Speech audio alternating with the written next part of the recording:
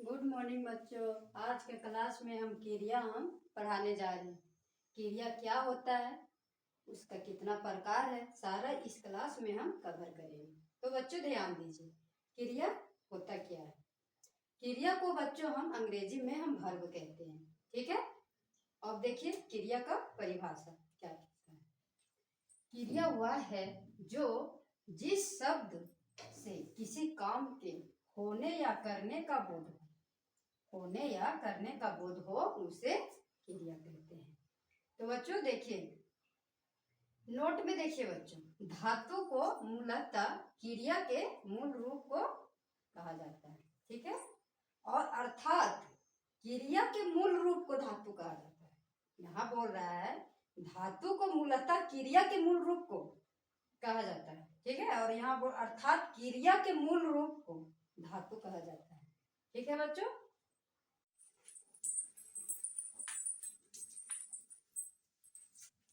और देखिए बच्चों, क्रिया का निर्माण कैसे होता है वो देखिए, बताते हैं। धातु में ना प्रत्यय जोड़ने से क्रिया बनती है। क्रिया कैसे बनती है? धातु में ना प्रत्यय जोड़ने से क्रिया बनती है। जैसे देखिए बच्चों, धातु में ये चल, पढ़, हंस, रो। और प्रत्यय में देखिए बच्चों, प्रत्यय में आ जाता है ना ना ना ना। जब ना जोड़ देंगे तो ये दोनों मिलकर क्रिया बन जाएगा।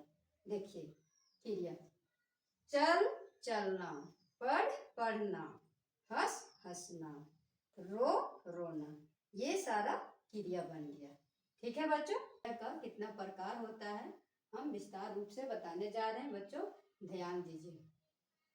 क्रिया के दो प्रकार होती है, रचना के आधार पे और बनावट के आधार पे। अब दो प्रकार होते हैं, कौन कौन होते हैं बच्चों देखिए। पहला है सकर्मक क्रिया और दूसरा है अकर्मक क्रिया, ठीक है बच्चों। अब सकर्मक क्रिया क्या होता है वो हम बता रहे हैं, देखिए विस्तार रूप से इसका परिभाषा बता रहे हैं। सकर्मक क्रिया जिस क्रिया में कर्म हो और कर्म होने की संभावना हो और क्रिया का प्रभाव सीधे कर्म पे पड़े तो उसे ही सकर्मक क्रिया कहते हैं। तो बच्चों उसे ही सकर्मक क्रिया कहते हैं। जैसे बच्चों देखिए, राम गाना गाता है, ऋतु पत्र लिखती है, ठीक है बच्चों। तो इस तरह उदाहरण देखने को मिलेगा, तो बिना सोचे समझे आप बच्चों बोलेंगे कि सकर्मक क्रिया है। बच्चों ध्यान दीजिए, अकर्मक क्रिया होता क्या है। अकर्मक क्रिया जिस क्रिया में कर्म ना हो या क्रिया का प्रभाव सीधे कर्ता पे पड़े तो उसे ही अकर्मक क्रिया कहते हैं। जिस क्रिया में कर्म ना हो और क्रिया का प्रभाव सीधे कर्ता पे पड़े तो उसे ही अकर्मक क्रिया कहते हैं। जैसे बच्चों देखिए, ट्रिक देखिए पहले, अगर काम खुद पर हो तो अकर्मक क्रिया होगी, अगर काम खुद पे हो तो अकर्मक क्रिया होगी। उदाहरण देखिए बच्चों, हंसना, जागना, रोना, सोना, नाचना आदि। तो बच्चों इस तरह का उदाहरण देखने को मिलेगा, तो बिना सोचे समझे आप अकर्मक क्रिया कहेंगे। तो बच्चों मेरा क्रिया का अन्य प्रकार को हम बताने जा रहे हैं, बच्चों ध्यान दीजिए और देखिए, ट्रिक से बताने जा रहे हैं। तो बच्चों देखिए, क्रिया का अन्य प्रकार में क्या क्या आता है। देखिए पहला है पूर्वकालिक क्रिया, ठीक है। दूसरा है द्विकर्मक क्रिया और तीसरा है बच्चों संयुक्त क्रिया और चौथा है प्रेरणार्थक क्रिया और पांचवा है सहायक क्रिया। तो बच्चों ये पांचों को हम ट्रिक से हम कैसे जल्दी में याद करेंगे वो देखिए। पूर्वकालिक क्रिया और ये प्रेरणार्थक क्रिया, पी स्क्वायर मतलब दो बार आ रहा है तो पी स्क्वायर से हम याद करेंगे कि पा से दोनों है, ठीक है बच्चों। इसी तरह एस स्क्वायर मतलब समझिए, संयुक्त क्रिया और सहायक क्रिया दोनों एस से है तो हम एस स्क्वायर से इसको दोनों आराम से याद कर लेंगे, ठीक है बच्चों। अब डी देखिए, डी का मतलब हो गया द्विकर्मक क्रिया, तो बच्चों इस तरह का ट्रिक से आप आज करेंगे तो आज करने में कोई प्रॉब्लम नहीं होगा और दिमाग में ये हमेशा के लिए रहेगा। तो बच्चों ध्यान दीजिए और मेरा चैनल में आप लोग देखिए और इसी तरह का हम ट्रिक से सारा बताते जाएंगे। तो बच्चों ध्यान दीजिएगा, पूर्वकालिक क्रिया होता क्या है। देखिए, जब कर्ता एक क्रिया को समाप्त करके जब दूसरा क्रिया को प्रारंभ करता है तो उसे हम पूर्वकालिक क्रिया कहते हैं। जैसे देखिए बच्चों, हम अच्छा से डिटेल से बता देते हैं। जब कर्ता एक क्रिया को समाप्त करके दूसरी क्रिया को प्रारंभ करता है, मतलब शुरू करता है, तो पहली क्रिया को ही पूर्वकालिक क्रिया कहते हैं। ठीक है बच्चों, अब देखिए इसका उदाहरण देखिएगा तो पूरा समझ में आ जाएगा। रीना खाना खाकर सो गई। इससे पता चल रहा है कि पहले वो खाना खाई, उसके बाद सो गई। तो जो पहले जो खाना खाई वो पूर्वकालिक क्रिया हो गया। खाकर सो गई, तो उसका उदाहरण यही है, रीना खाना खाकर सो गई। एक काम करके दूसरा काम कर रही है। राम पत्र लिखकर चला गया। पहला काम पत्र लिखा, उसके बाद वो चला गया। तो बच्चों इस तरह का उदाहरण देखने को मिलेगा तो बिना सोचे समझे आप पूर्वकालिक क्रिया कहेंगे। ध्यान दीजिए, द्विकर्मक क्रिया होता क्या है।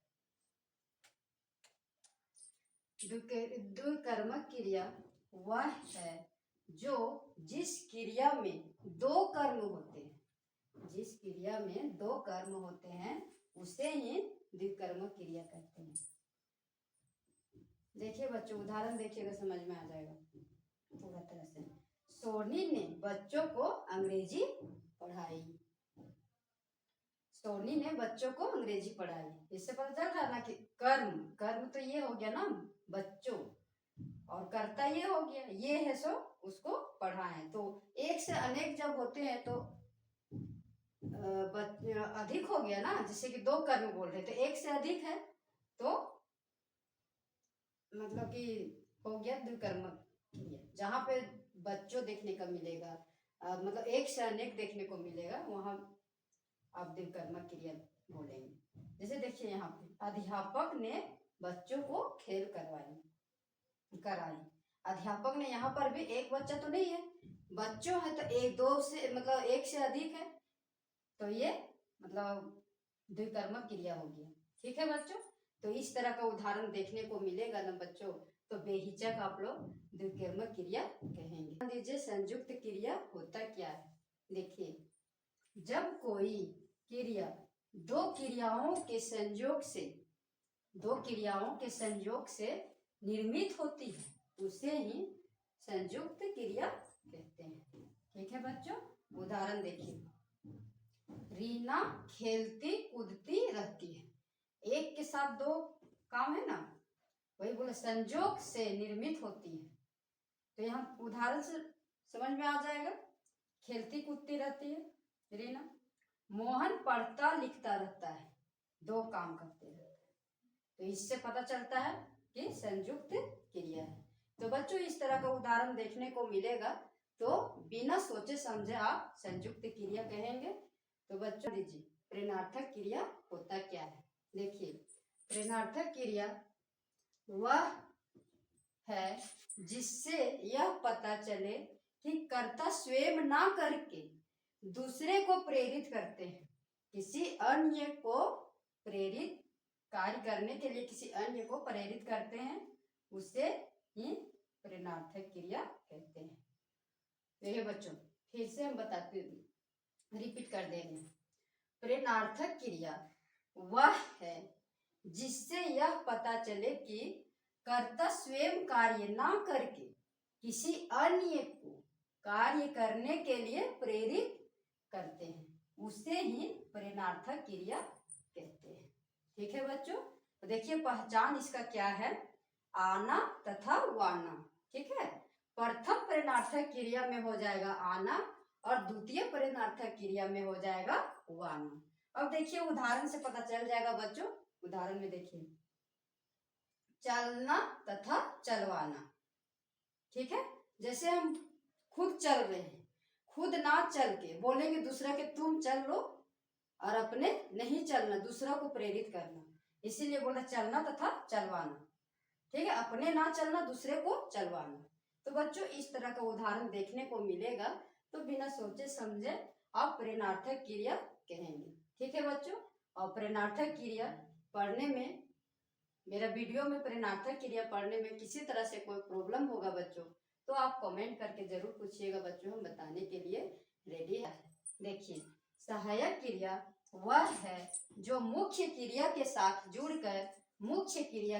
जुड़कर उसके अर्थ को स्पष्ट एवं पूर्ण करती है, स्पष्ट एवं पूरा करती है, उसे ही सहायक क्रिया कहते हैं।